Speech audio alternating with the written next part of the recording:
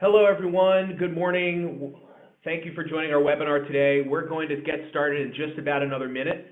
Before we do, I do want to ask to make sure that you can hear us. If you can hear my voice, please just put a note into the feedback window and let us know that we are loud and clear.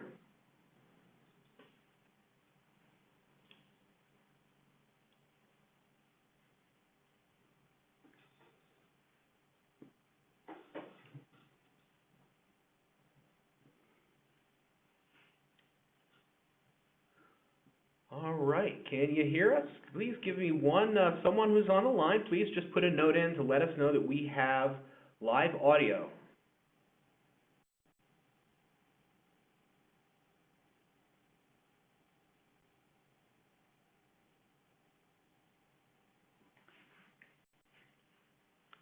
All right, great, thanks so much. Perfect. All right, we're gonna wait just another 15 seconds for a few more folks to arrive. Then we'll jump right into the webinar.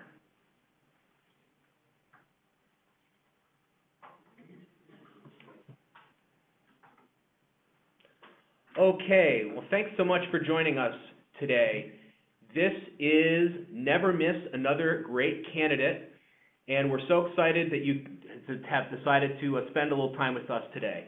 So we'll go ahead and get started. My name is Steve Fayer. I'm Director of Product Marketing here at Eightfold, and we're joined today by Raj Dev from Credit Sesame, where he's the Head of Talent. Good morning, Raj. Good morning. Thanks for having me here. It's great to have you here. How are you doing today? I'm doing great. Yeah, feeling ready for the holidays coming up? Ready for the holidays and ready to be refreshed for the coming year. That's great. Well, before we can get to the mistletoe and the spiced eggnog, we're going to talk a little bit about the talent this morning. And we're going to share some advice about making sure that you never miss a great candidate. So first, tell us a little bit about Credit Sesame, the company where you're heading up the talent operations. Sure. I'd love to. Adrian Nazari is our founder and our CEO. And at the heels of the financial crisis in the late 2000s, in 2010, when he started the company, he realized that education about assets and education about financial management was important, but there was a missing piece in the customer's education when it came to improving their whole life, which was credit wellness. And so he founded Credit Sesame with the mission of improving credit wellness. Credit Sesame pioneered the personal credit management space, and over the years has maintained its lead in this category of personal credit management, where we allow customers to access, understand, leverage, and protect their credit to increase their credit wellness. Right now, credit wellness is clearly relevant. We're able to provide a series of tools so our customers can improve their credit wellness and maintain it. And also the company itself is on a rapid growth trajectory. We're nearing EBITDA positive, so we're really happy about that. IPO ready in the next 12-18 months. And that comes with a rapid growth trajectory, which has to be fueled by a lot of talent. So this is really timely that I'm here to talk to you about this. All right, well, thanks, Raj, for taking us through what Credit Sesame does. I know those of us here in the Bay Area see Credit Sesame every day on 101, and we hear a lot about it. So really a terrific company, and we're glad to have Credit Sesame as a customer here at Eightfold. To talk just very briefly about Eightfold as well, we are a company that helps our clients to acquire, engage, and retain a diverse talent pool with unprecedented speed and power. And that's because we've built an AI-powered platform to do that.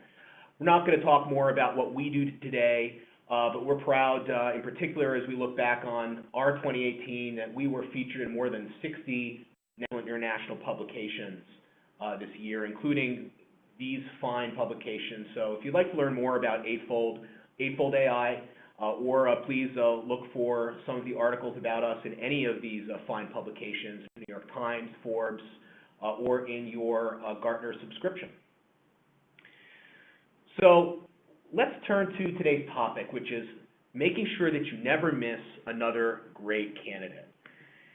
And there are a number of reasons why you might miss great candidates who've applied to work at your company. For one, there's just a lot of online applications. How do you find the best people who are coming in when there might be 1,000 resumes in your ATS or in your inbox in the morning? That virtual stack of paper, there's just one you want to find. How do you make sure you don't miss a great one? Mm-hmm. Or if you have silver medalists, this is something we hear about a lot. The folks who you might have hired, but they just didn't happen to be the one person you hired for a role because you can only make one offer and bring one person in. But if you have some great person who was just there, how do you make sure that you don't lose that great candidate? Can you place them in another job? Can you find a role for them rather than simply losing them? And another major issue we hear about is that your candidates already know about you by the time they apply. You might say that they have a glass door, if you will, to see into your office and see what's happening there. So your candidates already know all about you or think they already know all about you, and how can you make sure that the great candidates who are researching you online are going to be inspired to work for you and make an application, come in the door? So here's just some examples of the reasons why you might miss great candidates. And I know that we're here today with Raj because he has some really sound advice for how you can resolve these and other kinds of issues that may keep you from finding your great candidates. As we go into our conversation, I do want to ask if you have questions for Raj, please do put your questions into our chat window here. We'd love to answer your questions at the end of the hour. So the first question that we have teed up today, Raj, and we were talking about this earlier in the week. What's the strategic question that you as a talent leader think you should answer to make sure you're attracting more great candidates? That's a critical question. Let me go back to something you said about those stacks of application, or at least the visual of stacks of application. I mean, in the virtual world right now, that stack doesn't exist. But in addition to having to rifle through those stacks of candidate applications, there's also the need to attract the right candidates to be put in that stack to go through. And so the most important thing to consider is what is the promise of the talent brand? What is the promise of being able to work at your company to the potential candidate, and even to your current employee that works at your company? So that brand promise is the most important thing. You want to make sure that that's very consistent. So how do you try to go about doing that as a talent leader? Well, it has to be consistent. It has to be clear. They have to know that they're there for a reason other than a paycheck. Otherwise, you're just going to attract mercenaries, and there isn't going to be any differentiation. And so to do that, it has to be loud and clear. So the first thing is, with every company, what's probably more developed is the product brand. And it may not be the case always, but usually the product comes first, especially with startups. So you can leverage and connect with your product brand and use that as a starting point. And then next, what I do is think about what are the components of the talent brand, and really parse that out and think about how the talent brand is specifically answering is really addressing specific aspects of the talent brand. So specific aspects of that talent brand you're talking about, is that something like the purpose of the company? Is that something that you would think of? Exactly. That's exactly right. So most people in many surveys, when they want to work for a company, and actually how they want to live their life, a life of purpose, they want to know that most of their working hours are going towards something larger than themselves, where they're making an impact, putting a dent in the universe. And so purpose is the first thing that I look at. The talent brand should really ring loud and clear as to what is the purpose of the company, how will it impact the community, the world, and so we'd start with purpose, but then it would go on. You want to make sure that the company that you're working for has a product that's viable and has a business plan that's viable, so that when you're at that company, you have a chance to grow and thrive in that company. So the first is what the company can do for the world. And for the product, it's really thinking about the viability of the company and what it can do for you and your career growth. Purpose and product, so important P words to think about. And I think we have a framework to share. Do you want to share your framework with? Sure. Let's do that. Sure. Let's go ahead and share the framework, the pillars of your employer brand. And we talked about this as a really easy way to think about this idea of your talent brand, your employer brand. Can you explain why you put this in this format? I think it relates to what you just said. Mm-hmm. Why is paycheck on the bottom and working up toward purpose? Mm-hmm. Mm-hmm. Yeah. Well, if what you're after is, from an economic point of view, if all that you're competing on is paycheck, then the highest paycheck wins. There's nothing to differentiate you from anyone else. But that's an economic argument, and it's a valid argument. As soon as you create more aspects of the brand, there are other reasons that people want to be at your company.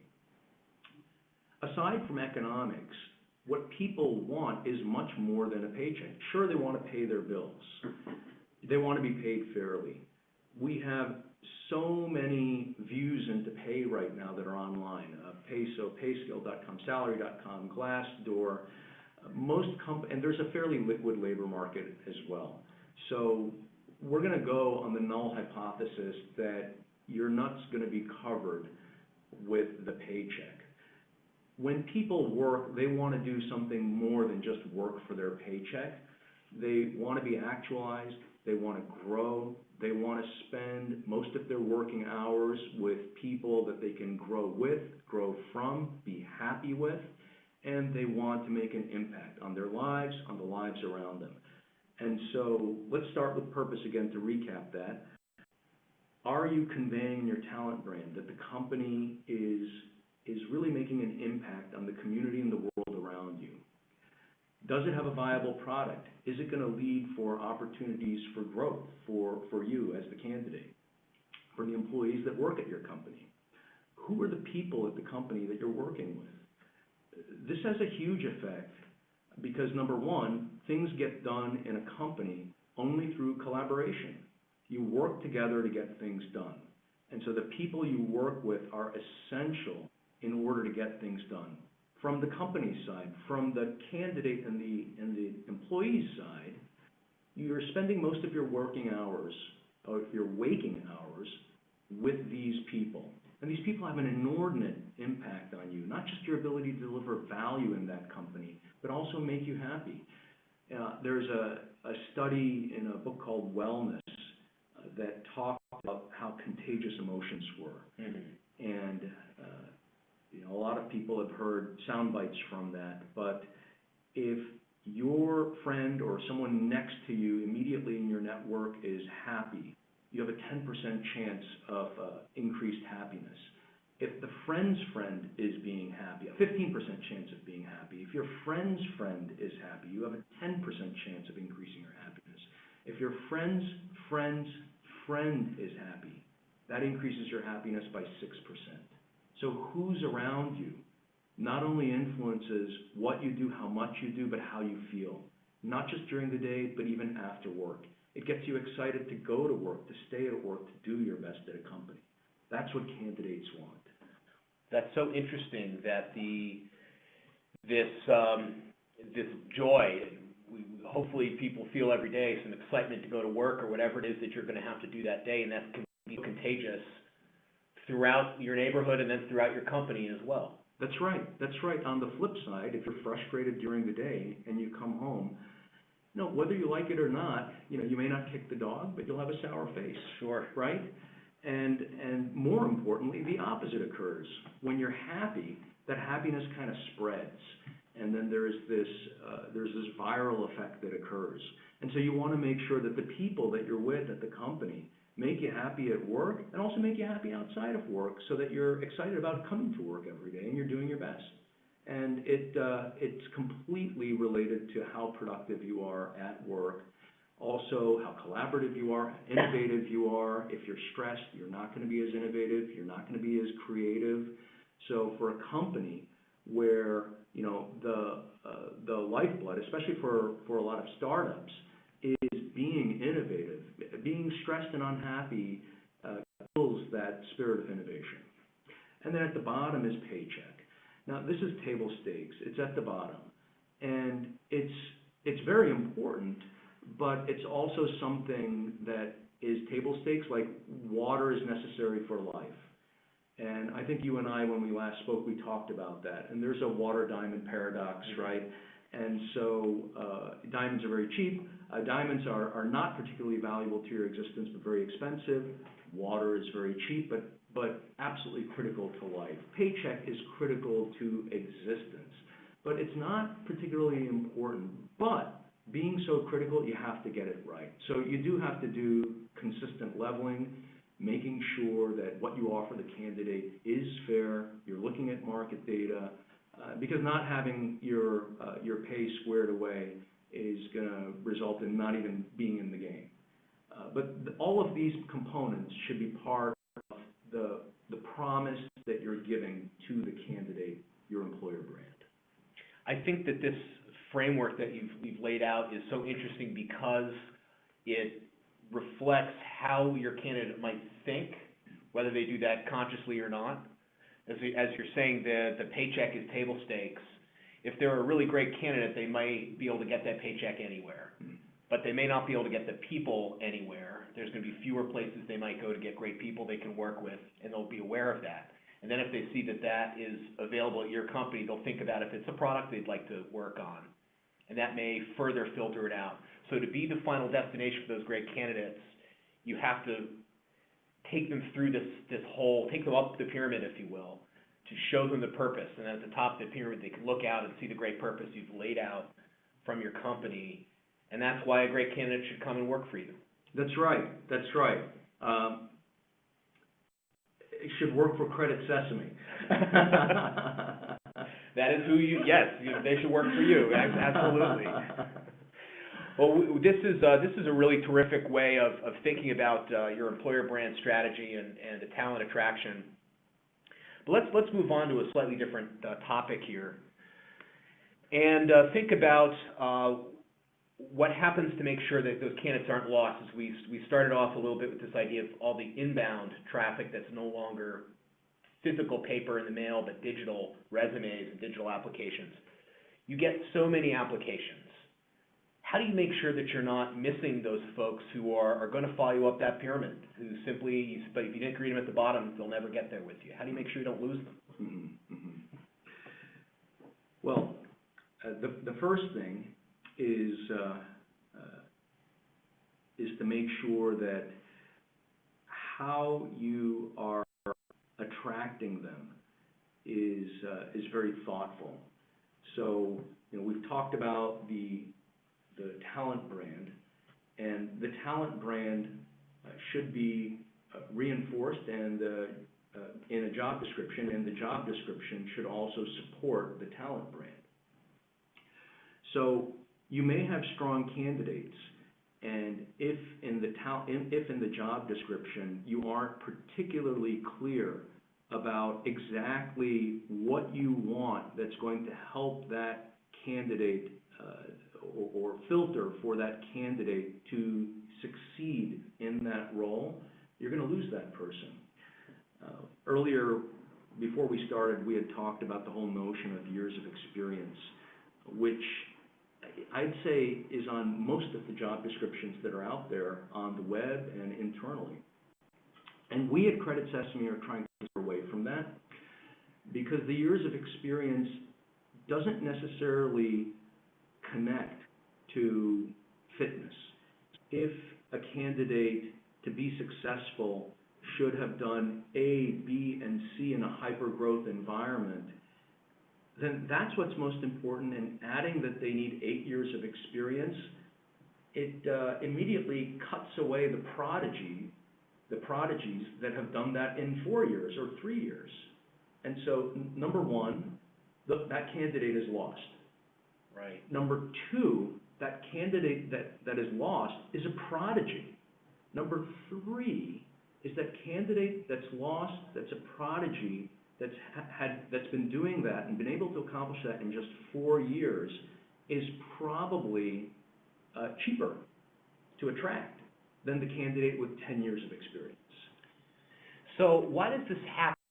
So it sounds like you have the job description with all the things you're looking for, and then right at the bottom you maybe add must have 8 years experience, or must have a master's degree or something like that. Right. It's almost as if you're now overfitting the data. Why would companies even do that if everything up to that point has perfectly described your candidate? Right.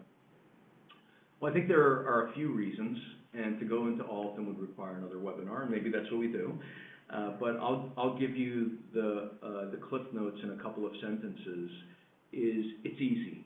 It's really easy, and it's top of mind.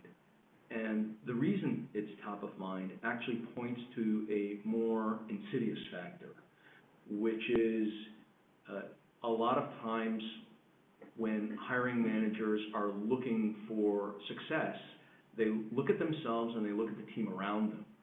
And they look around and they ask themselves, well, how many years did it take for me and my team to get to where we are? That must be the requirement. And so now you have a bias. And that bias is preventing you from seeing candidates that can succeed that don't necessarily have your characteristic of years of experience. I'd say the second reason is legacy and bureaucracy. HR historically has been an administrative function, and HR has often had more in common with the government, the military, rather than the startup culture. And so this is sort of a residue of that HR culture. Is there anything that you're doing now to try to move beyond some of that legacy bureaucratic culture that maybe leads to this kind of loss of really prodigal talent that you're talking about? Yeah.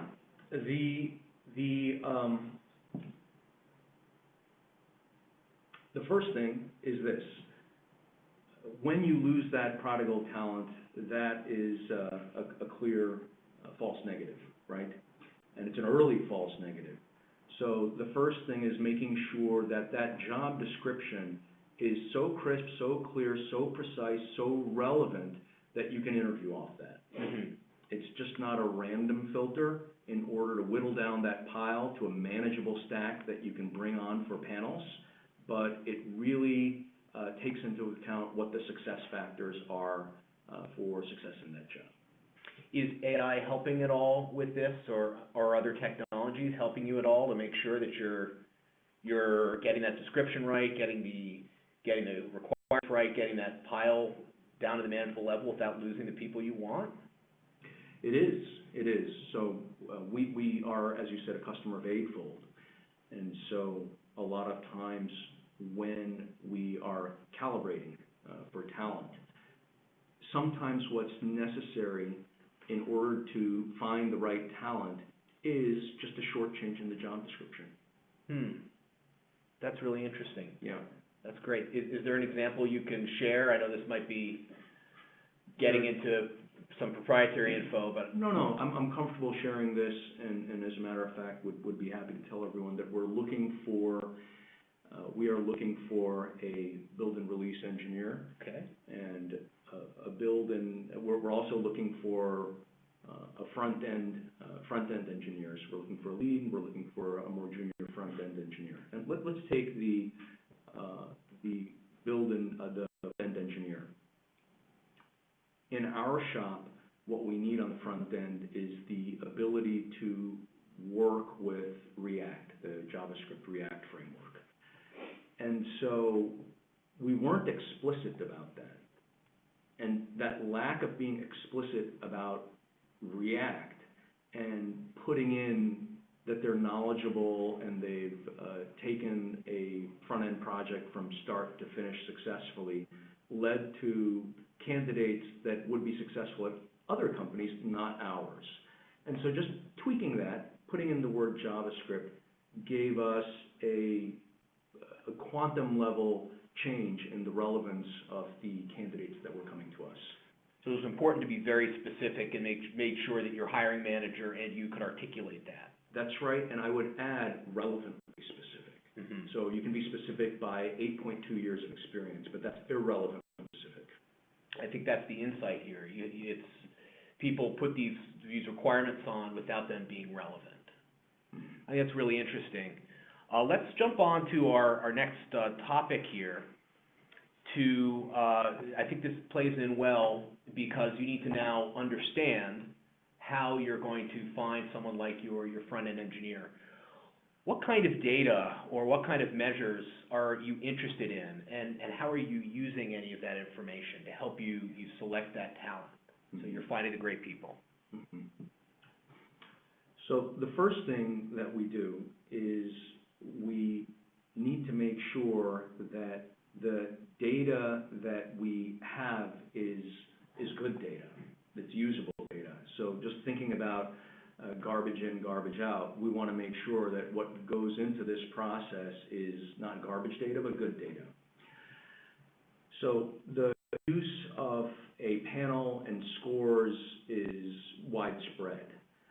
We want to maximize the effectiveness and the efficiency of that panel and the scores for those candidates to make sure that it's not garbage. So the first thing that we do is we make sure that everyone is eminently prepared so that we can really squeeze every last drop out of the half an hour, that each person spends with the candidate. To do that, we send our candidates a candidate deck that tells them about our company, our values, our culture, what it's like to be there. In short, our talent brand is represented there. They'll have fewer questions, and there won't be any pop quizzes about that because the candidate presumably has already read through that deck. Second of all, we prepare the candidates for the questions that we expect them to get. We actually give them a cheat sheet, so they're not stumped. The interviewing experience is one of the most stressful experiences. Mm-hmm. You know, this is it's like a first date with someone that you like, which is never relaxing. That's stressful. It's an artificial environment. Anything that we can do to take the level of stress down a notch so we can get some real clarity into that candidate, their skills, their potential, the better. So we send them a sheet to prepare them for the questions. And then on our end, we prepare our interviewers to be able to assess the candidate based on relevant factors. So technical skills, culture fit, startup behaviors.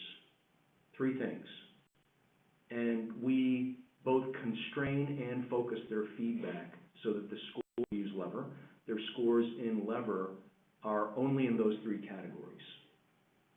And so they're less likely to explore whether the candidate is going to be a fun person to go out with after work, whether the person would be a friend of theirs, mm-hmm. which are mildly relevant.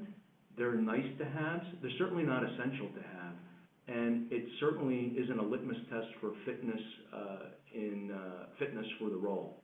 There are a lot of people that we work with that are terrific coworkers that we have great relationships with, but we don't have to be their best friend. Well, that's a really great point. You don't want this, do I want to have a beer with them, litmus test to overwhelm the important signal, right? That's right. So you want to avoid some of those false positives. Do you find that helps you avoid that concern? Yes. So number one, we eliminate that feedback from even being part of the score, okay? So given that people have and do in other companies gauge for fit in terms of having a beer with someone, and if there isn't a fit, that's a negative, and in our minds, if that's the only negative, then that's a false negative, right? Surely we eliminate those false negatives. And then I think to finish up this question, now that we have, to finish up this question, we also prepare all of the folks on the panel for areas that they're probing in. So they're each looking at a different part of the candidate consistently. Person A may be looking at this set of technical aspects of the candidate. Person B may be looking at cultural values. Person C may be looking at startup behaviors. And those questions are consistent for every candidate that comes through. And so when we come together for the huddle, we can have much more of a 360-degree view of that candidate. So this significantly reduces the chance that the data that we have is garbage. It may not be perfect, but it's a lot better than it would be. Now the next step is this. We have now a better read on how that candidate could perform in the role. Now the question is, how do they actually perform in the role? So depending on the particular role and the time needed to go up that curve so that you can evaluate their performance, it could be 3, it could be 6 months, it could be 9 months, depending on the position, we would then go back and revisit what that person's score is. So we might have said that our expectation is collectively that they perform at a 4 level. And if they do perform at a 4 level, if they actually perform at a 4 level, well then that's pretty good, 4 and 4. And we can keep on doing this exercise, looking at the matched pairs, if you will, of expected versus actual. So 3 and 3, 4 and 4, 5 and 5. If we have a whole bunch of those, we're doing pretty good. If they don't start to correlate as well, then if you throw them on a scatter plot, it's going to look more random, and you know that you have an inability to predict how that person is going to perform. And you can also parse what each individual thinks in terms of fitness and the quality of each individual's ability to size talent, to be able to predict how that talent is going to perform in the role. There's so much here. It's the preparation, even to the point of providing the questions to the candidate in advance, objective measures, prepping your hiring panels as well. All of this to make sure that you get the right signals for the people who are going to be great employees for Credit Sesame. That's right. That's right.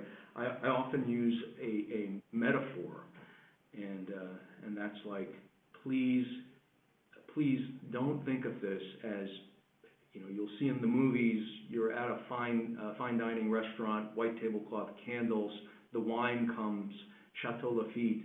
Please take the wine away. I don't like it, and that's acceptable. Remember that this candidate, when you include all of the costs that went into bringing the candidate to the on-site, including the opportunity cost of the executives' time that are recruiting that candidate, that's far more than a bottle of Chateau Lafite. And so what a waste of money to say, I just don't like this for a random reason.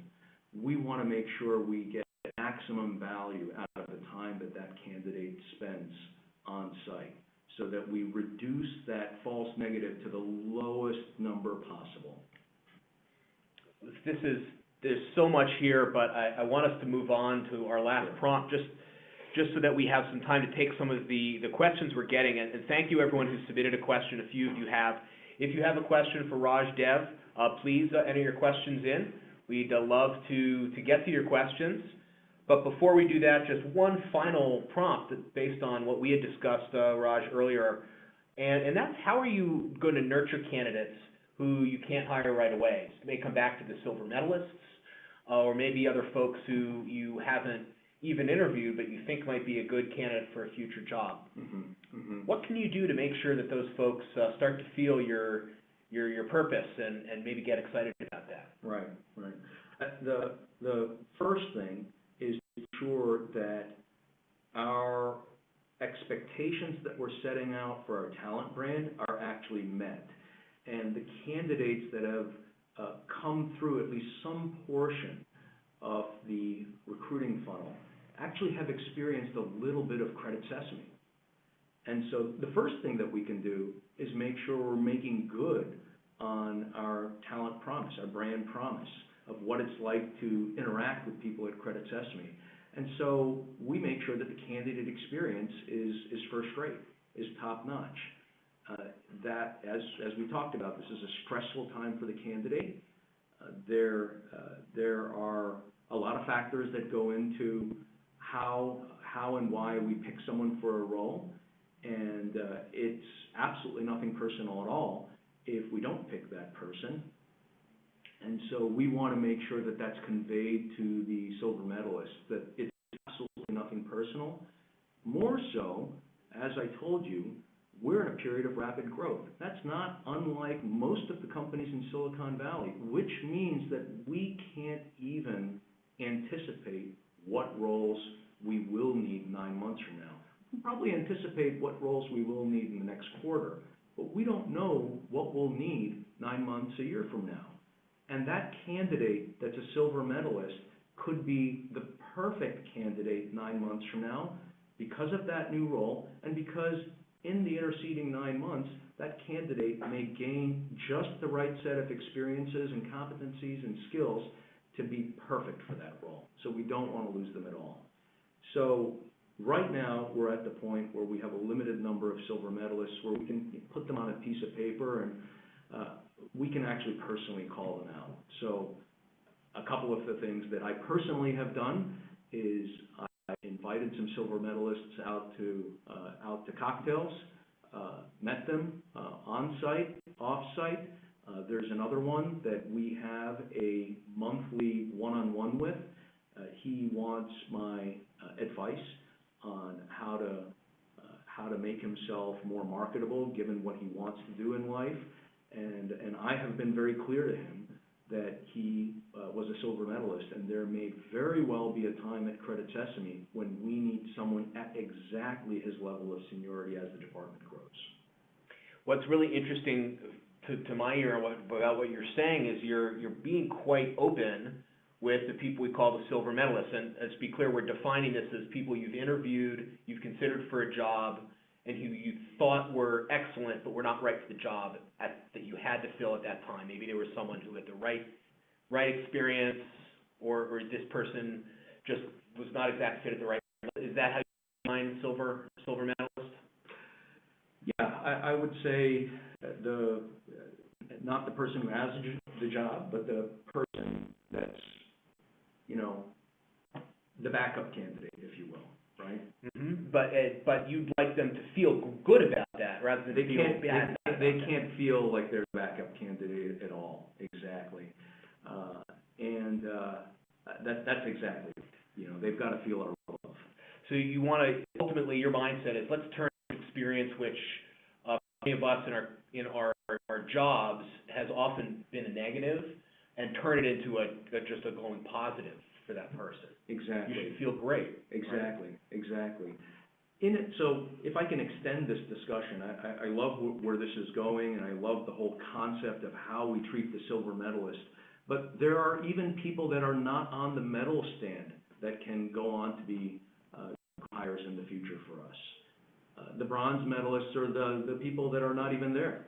Mm-hmm. Again, we don't know what roles we'll have. And so we really do consider those candidates. We actively harvest.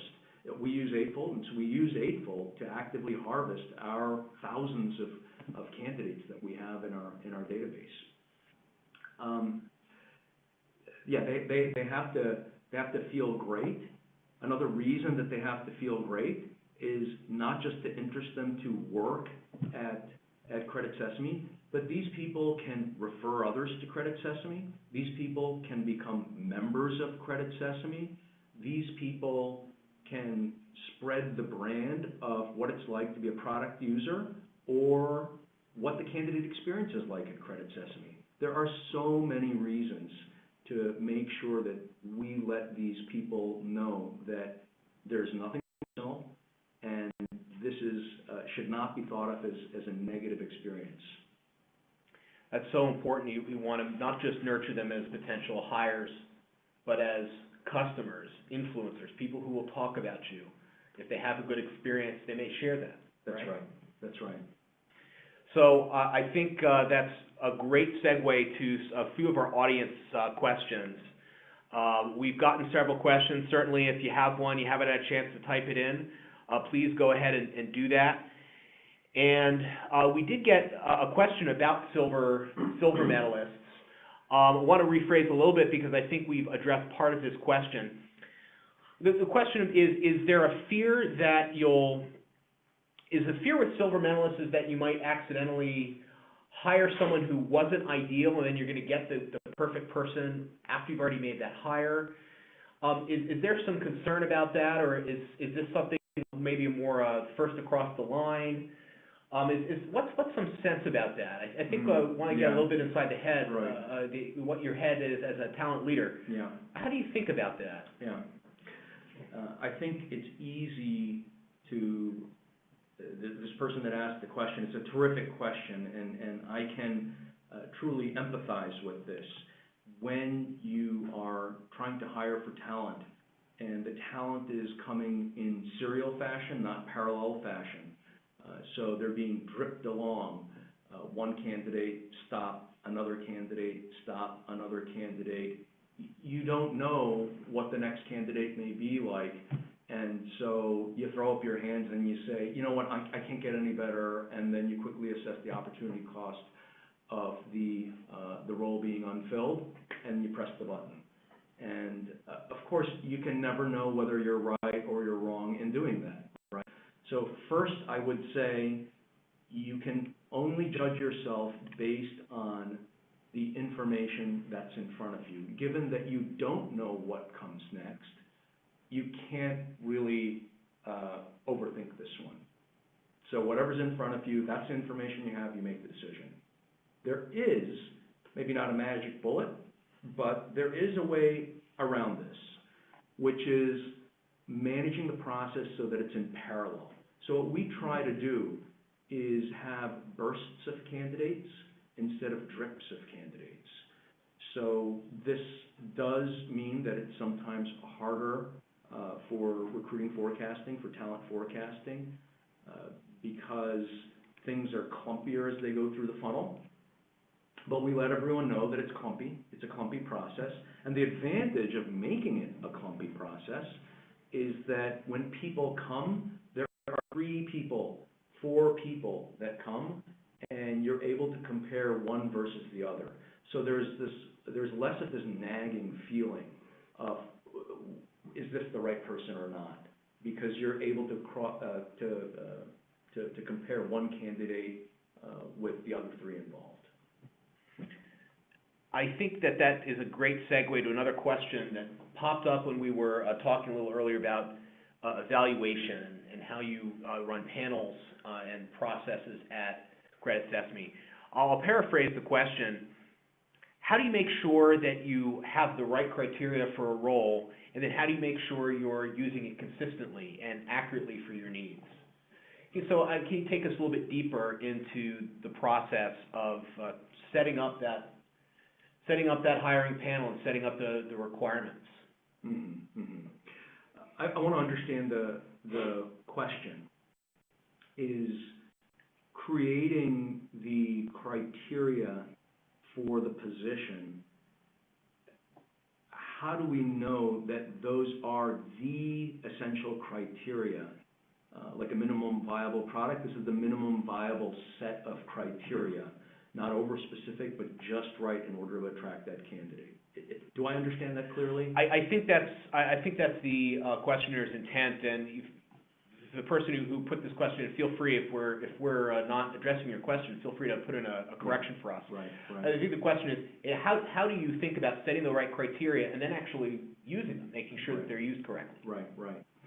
So number one, we look at flow. So aside from the rules of thumb that I talked about, be relevant, the years of experience we've already covered, so I don't think this has to be covered again. Mm-hmm. Those are obviously less relevant than specific skills, react.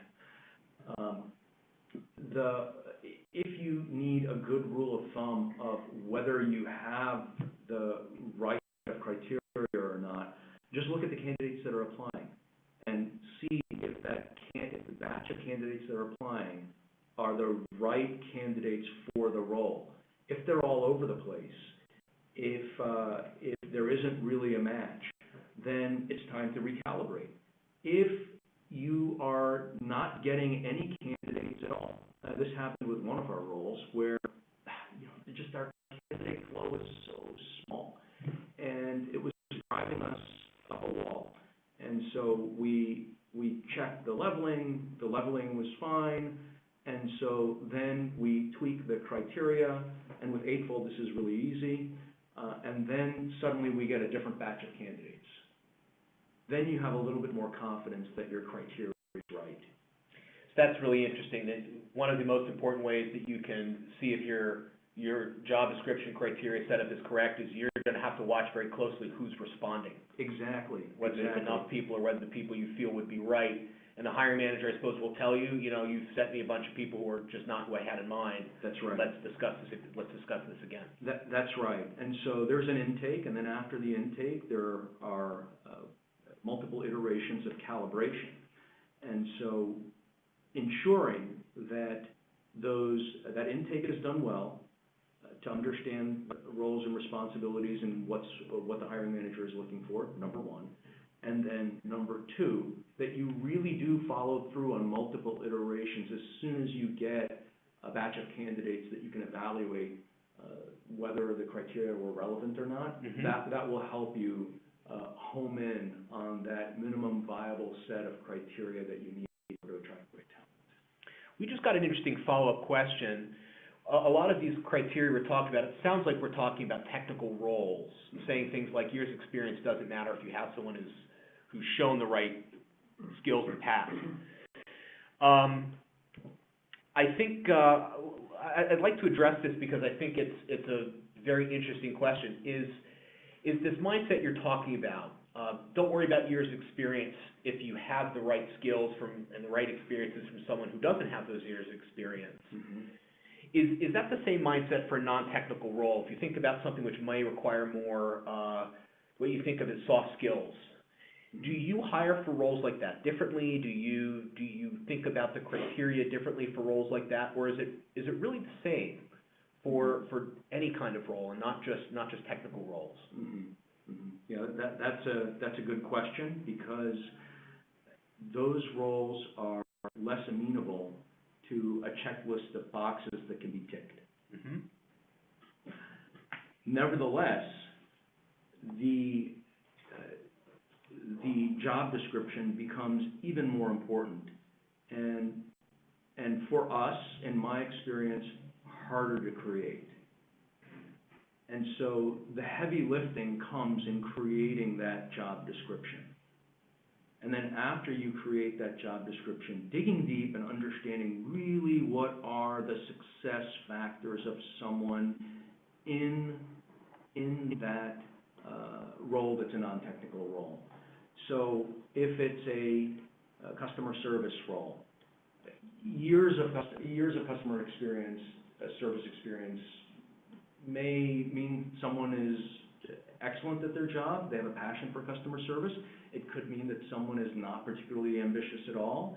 It could mean that there's a poor customer service agent with a retention policy that was poorly implemented, and that person is still around. It could mean lots of things. But what are the essential characteristics for success in customer service? It's being able to deal with adversity, not being flustered, problem resolution, conflict management. And so those are the things that you're looking for. So get at the essence of the role. And if you can't find exact things that they have done that mimic the challenges that they'll have in the role, try to find metaphors or analogs that display those characteristics. So we look for projects, initiative, pieces of work that our candidates are particularly proud of, for roles that really require tenacity, persistence, grit, the ability to lift yourself up, dust yourself off, and keep on walking, right? What are experiences in life that they have that show that they can do that, right? And it's remarkable because in an environment where they're relaxed and the candidate is comfortable, they'll tell you what are the experiences that they're most proud of that display some of those characteristics. I would love to use that as a segue to one last question, which I'll rephrase again. If someone is not comfortable, so what do you do if you have a great candidate you think is great, you feel very confident that the hiring manager should consider this person very strongly, but they don't present well. They come in, they're just nervous, they're stepping on their words, they're stuttering, whatever that evidence may be, you can tell, right? Is there anything you can do to help make sure that the greatness of that candidate is going to shine through as the talent lead, as the recruiter? Yeah, no. One thing is the simple recognition of what you're just describing right now. Okay, I'm going to make a qualification that this is for most roles where that nervousness gets in the way of true greatness coming through. There are a couple of roles where that's being nervous is a disqualifier. So if you're in PR or crisis management, right? But save for those exceptional roles, or the CEO, right? Sure. Where you know what, this person is going to be dealing with situations like this interview on a daily basis, and this person is really not performing that well. You know, that is valid, right? This person didn't perform well. But I think we're talking about something else, right? And specifically the roles like a front-end engineer. A full-stack front-end engineer, full-stack developer, that's exactly right, Q&A engineer, where they're off on their own and they're doing their work and they're really not in a situation that is this stressful. Taking that realization and ensuring that all the interviewers understand that the interviewers understand that the candidate experience comes first.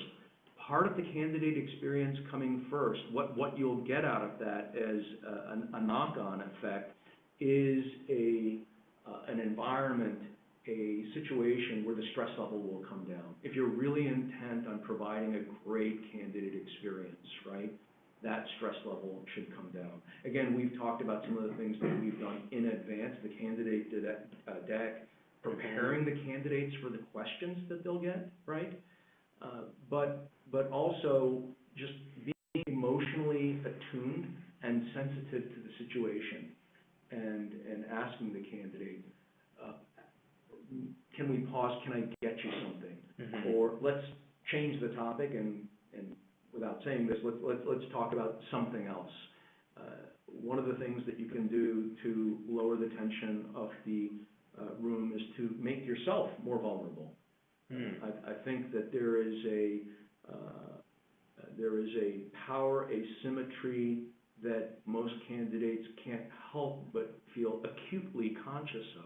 You're determining their fate. So there is a clear, the playing field is tilted in one direction.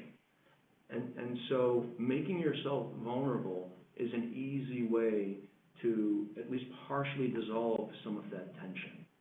That's empathy, you know, that's vulnerability, there's some humility there.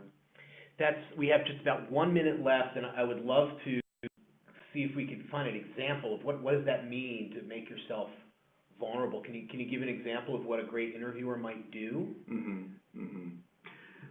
I think one of the things, there are multiple things that you can do.